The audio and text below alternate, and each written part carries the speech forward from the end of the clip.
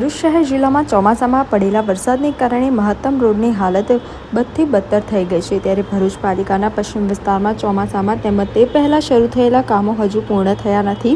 વરસાદને કારણે કામ ન થઈ શકે, જે તે સમયે પાલિકા સત્તાધીશે દિવાળી બાદ કામગીરી શરૂ કરવાની બાહેધરી આપી હતી। જેને પગલે સોમવારે પાલિકાના વિપક્ષના નેતા શમશાદ અલી સૈયદ, હેમેન્દ્ર કોઠીવાલા, ઇબ્રાહીમ કલકલ, યુસુફ મલેક, સલીમ અમદાવાદી સહિત અન્ય સભ્યો અને હોદ્દેદારો મુખ્ય અધિકારીને મળી તેમના વિસ્તારના રસ્તાના કામો તાકીદે શરૂ કરવામાં આવે તેવી માંગ કરી હતી। તેમણે ઉમેર્યું હતું કે ભરૂચના પાંચબત્તી ઢાળથી લઈને બાયપાસ તેમજ મોહમ્મદપુરાથી બંબાખાના સુધી નવો રસ્તો બનાવવા માટે સામાન્ય સભામાં થયેલી દરખાસ્તને શાસક પક્ષે સર્વાનુમતે મંજૂર કરી હતી।